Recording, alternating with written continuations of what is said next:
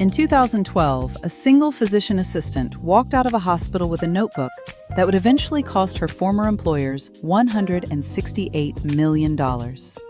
This is her story. I never expected that 137 handwritten entries in a small pocket notebook would bring a healthcare empire to its knees. But that's exactly what it took to get justice. I always wanted to heal people, and when I landed a role at Mercy General Hospital, I truly believed I'd reached the peak of my career. I walked through those sterile glass doors with a bright smile, carrying years of training and a heart full of pride. I expected a sanctuary where we'd save lives together. I had no idea that behind those pristine white walls of the surgery ward, a dark and toxic culture was already festering, waiting to swallow anyone who actually cared about the patients. I soon realized Mercy General wasn't a hospital. It was a kingdom ruled by surgeons like Dr. Gregory Bongiovanni and Dr. Sahadidev Pasala, men who genuinely believed they were gods. These elite doctors threw terrifying tantrums in the operating room, hurling sharp surgical instruments at nurses and ignoring basic hygiene protocols while patients lay vulnerable on the table. The administration, led by men like Lawrence Trull, was obsessed with the profits these star surgeons generated. They didn't just ignore the abuse, they actively enabled it. Anyone who spoke up was silenced, turning the ward into a landscape of absolute fear, where human resources acted as a shredder for complaints. But they had a fatal flaw. They were blinded by their own unchecked power. They assumed I was just another terrified assistant who would bow my head and take the hits. They never considered that I was quietly documenting every single transgression, every botched surgery, and every insult in a personal logbook. I was building a record of their sins, day after day, waiting for the perfect moment to strike back at the empire they thought was untouchable. I couldn't just look the other way while patients were in danger. When I saw a surgeon botch a routine procedure because he was too busy screaming at a technician, I filed a formal report. But instead of investigating the doctor, the administration turned their crosshairs on me. Over the next few months, I submitted dozens of complaints detailing safety violations and sexual harassment. I begged them to intervene before someone died. Instead, they ambushed me. On a random Tuesday, I was called into a cold, windowless office where Lawrence Trull informed me I wasn't a good fit for their culture. They fired me on the spot, stripped me of my badge, and had security march me out the back door like a common criminal. It was a humiliating blow, meant to crush my spirit and silence me forever. They thought they'd won, but the real fight was just beginning. If you want to see how this corrupt system finally gets what it deserves, make sure to hit that subscribe button now so you don't miss a single step of this journey toward justice. Being fired was a living nightmare. Losing a job at a prestigious network like Mercy General carries a heavy stigma, and the administration went out of their way to blacklist me across the entire medical community. I spent weeks at my kitchen table, staring at a pile of unpaid bills, and wondering how my commitment to safety had destroyed my life. The system had failed me. The people meant to protect whistleblowers had conspired to ruin my reputation instead. The executives probably popped champagne, thinking they'd eliminated their biggest headache so they could get back to their lucrative, dangerous games. They assumed I was just another defeated woman who would fade into obscurity. But as I sat in the silence of my house, my despair slowly curdled into a cold, hardened fury. I looked over at a stack of unassuming leather-bound notebooks on my desk. The hospital thought they'd won because they locked me out of their computer systems and shredded my official reports. They had no idea that I have a deeply ingrained habit of keeping a meticulous, personal, date-stamped diary of every single shift I've ever worked. I had every name, every date, and every dirty secret written down in my own hand. I decided right then that I was not going to quietly disappear into the night like they expected. I reached out to a tenacious employment lawyer who had a reputation for taking on massive corporate giants, a man who didn't flinch at the sight of a billion-dollar logo. When I first walked into his office, the air smelled of old paper and expensive leather, and I could see the skepticism written all over his face. He explained that medical malpractice and wrongful termination suits against institutions like Mercy General were notoriously difficult to win. These hospitals have bottomless legal funds and a habit of burying plaintiffs under mountains of endless paperwork. But then, I opened my bag and gently placed my weathered notebooks on his desk. As he began to flip through the pages, his skepticism vanished, replaced by a look of sheer astonishment. He didn't even finish the third book before he told me he was taking the case. He immediately filed a massive lawsuit against Mercy General in federal court. The hospital's legal team scoffed at the filing, assuming it was just another desperate, baseless cash grab by a disgruntled former employee. They sent over a boilerplate response that was dripping with condescension, completely oblivious to the avalanche of hard evidence that was about to bury them alive. We began to quietly subpoena internal emails and cross-reference them with the dates in my diary. Every single time the hospital claimed they had no record of an incident, we found a matching piece of digital correspondence that proved the executives were lying through their teeth. The momentum was finally shifting in my favor. Just as we started to feel confident in our mounting evidence, Mercy General unleashed a brutal counterattack that nearly broke me.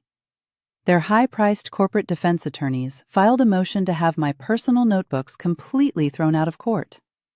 They argued that the logs were nothing more than hearsay and illegally obtained confidential medical records. It was a devastating legal maneuver that I hadn't seen coming. If the judge agreed to suppress those notebooks, my entire case would instantly collapse, leaving me with absolutely nothing but thousands of dollars in legal debt and a ruined reputation. To make matters worse, the hospital began intimidating anyone who might speak for me. Nurses and technicians who had initially promised to testify suddenly stopped returning my phone calls. They were terrified of losing their own jobs, and I couldn't really blame them. I felt the walls closing in as the pressure mounted. The immense stress of the legal battle was taking a severe physical and emotional toll on me, and the financial strain was pushing me to the very brink of bankruptcy. I sat in the courtroom on the day of the evidentiary hearing, my hands trembling in my lap as the hospital's lead attorney delivered a vicious, highly persuasive argument. He painted me as a vindictive liar who was out for blood. I watched the judge as he adjusted his glasses and looked down at the notebooks, preparing to deliver a ruling that would determine my entire future. The silence in the room was deafening, and everything I had fought for hung by a single thread. The judge took a long, agonizing pause before finally slamming his gavel down with a crack that echoed through the room. He denied the hospital's motion. My notebooks were officially admissible as evidence. I breathed a massive sigh of relief, but I knew the war was far from over. I realized that relying on terrified colleagues to testify was a failing strategy that I could no longer afford to pursue. If I was going to win this, I had to adapt my plan and rely solely on the undeniable, cold, hard facts written in my own hand. My lawyer and I spent countless sleepless nights organizing every single entry, transforming my raw diary into an impenetrable fortress of data. We categorized every insult, every ignored safety violation, and every retaliatory action by date, time, and the specific executives involved. I transformed my fear into a laser-focused determination to expose the rot at Mercy General. If you are captivated by this fight for justice and want to see how I spring my ultimate trap, please take a second to hit that subscribe button to support the channel. It ensures you won't miss the moment the truth finally comes out. With the trial date rapidly approaching, we began moving our final pieces into place on the legal chessboard. We scheduled depositions with the highest-ranking executives at Mercy General, the very people who had coldly signed my termination papers without a second thought. During these intense, recorded interviews, my lawyer asked seemingly innocent questions about the hospital's reporting procedures and their knowledge of the toxic culture in the operating rooms. Those arrogant executives, still believing they were completely untouchable, gladly walked right into the trap we had set. They confidently testified under oath that they had absolutely no knowledge of any complaints I had made. They even went as far as to vehemently deny that any doctor had ever behaved inappropriately or unsafely during surgery. They smiled smugly at each other, clearly thinking they had outsmarted a small-time lawyer and a disgraced nurse. I watched them lie with such ease, and for a moment, I faced a heavy internal conflict. Exposing them would likely cause the entire institution to crumble, affecting thousands of employees. But then I remembered the patients they had endangered. The trap was fully set, and the hospital administration had just handed me the exact rope I needed to hang them in front of a federal jury. The trial finally began, and the atmosphere in the courtroom was so thick with tension, you could almost taste it. As my lawyer began presenting the case, the smug confidence of the hospital's defense team slowly started to evaporate. When they tried to paint me as a hysterical, incompetent employee who was fired for poor performance, my lawyer didn't just argue back. He calmly projected my stellar performance reviews onto a massive screen for the entire jury to see, showing years of excellence that they couldn't explain away. Then came the cross-examination of the hospital executives. One by one they took the stand, repeating the same lies they had told during their depositions. But this time, my lawyer did not let them off the hook so easily. He began pulling out specific dates and times, asking them exactly where they were on a random Thursday in October, or what they discussed in a closed-door meeting on a specific Tuesday in March. I watched as the executives began to sweat, their voices stammering as they looked nervously at their high-priced lawyers for help that wasn't coming. The revelation was clear to everyone in the room. The carefully constructed fortress of lies that Mercy General had built was beginning to crack under the immense pressure of the documented truth. The absolute climax of the trial arrived when I finally took the stand myself. The courtroom was dead silent as I pulled out my secret weapon, those small, unassuming pocket notebooks.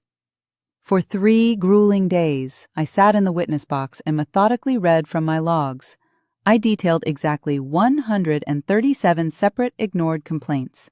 I read out the exact quotes of surgeons screaming at nurses, the specific dates when unsterilized equipment was used, and the precise times I was threatened by human resources for trying to report it. The jury listened in absolute stunned horror as the reality of the hospital's negligence was laid bare. But the twist that completely broke the defense was the revelation that I had not just written these things down for myself. I had also mailed copies of my most severe complaints to a private, off-site post office box, creating an unbreakable federal paper trail that proved exactly when each document was created. The hospital executives realized with sinking dread that their massive cover-up was completely exposed. Their fatal flaw of underestimating me had just exploded right in their faces.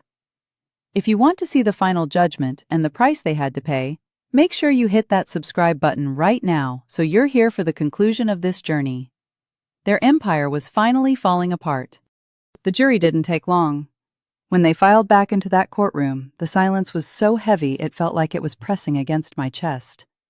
I looked at the foreman, and then I looked at the hospital executives who had tried to bury me. They still had that faint, arrogant smirk, right up until the words started falling like hammers. Guilty of wrongful termination. Guilty of horrific retaliation. Guilty of creating a hostile work environment so toxic it was a miracle anyone survived it. But the jury wasn't done. They wanted to do more than just compensate me. They wanted to burn the old system to the ground, to make sure no one else ever had to endure what I did. When the foreman read the final number, $168 million, the air seemed to leave the room. It was one of the largest single plaintiff employment verdicts in the history of the United States. I watched the blood drain from the faces of the men who had laughed at me in the hallways. The surgeons, who had treated the operating room like a playground for their own egos, were suddenly staring at the end of their careers. The massive corporation that thought it could silence me with its lawyers and its power was finally crushed by the weight of my simple, honest words. The fallout was like a series of controlled demolitions. That $168 million judgment didn't just hurt Mercy General. It sent a shockwave through the entire medical industry that forced hospitals across the country to start looking under their own rugs. The internal audits began almost immediately. Those high-level executives who had signed my termination papers with such cold indifference were unceremoniously escorted out of the building, their reputations in absolute tatters. The surgeons I had spent years documenting, the ones who had endangered every patient who crossed their path, were stripped of their surgical privileges and found themselves under the microscope of the medical board. Mercy General was forced to completely dismantle and rebuild its human resources department, putting in place the kind of transparent reporting protocols I had begged for years ago. They spent millions more on public relations, trying to scrub the stain of the trial from their name, but the damage was permanent. This giant, untouchable institution had been brought to its knees, and the most satisfying part was knowing that it happened because they were too arrogant to realize I was keeping track of every single lie they told. People always ask me about the money, but the truth is, the victory was never about the payout. It was about the moment I could finally look at myself in the mirror and know that I was right. For the first time in years, the crushing weight of anxiety and that deep, hollow depression began to lift. I could finally breathe without feeling like someone was watching my every move. I used a portion of that settlement to help fund advocacy groups, making sure that other medical whistleblowers would have the protection and the resources I had to fight so hard for. I wanted to make sure patient safety wasn't just a slogan on a hospital wall, but a reality. Rebuilding my life took time, but I found a sense of peace I hadn't known since before I ever stepped foot in that hospital. I had stood up to a terrifying giant that everyone told me was unbeatable, and I had won. I had reclaimed my name, my career, and my future. My story is a reminder that the truth is a remarkably stubborn thing. It doesn't matter how much money or power a corrupt institution has. A single person armed with the facts and the courage to speak them can bring the whole system crashing down. Karma has a beautiful, poetic way of catching up with those who think they are above the rules. The hospital thought my notebooks were just scribbles, but they turned out to be the fuse that blew their empire apart. If you've stayed with me through this entire journey, thank you for listening. There are more stories of ordinary people taking down massive giants, and I'd love for you to be here when I tell them. Hit that subscribe button so you don't miss the next time justice is served cold.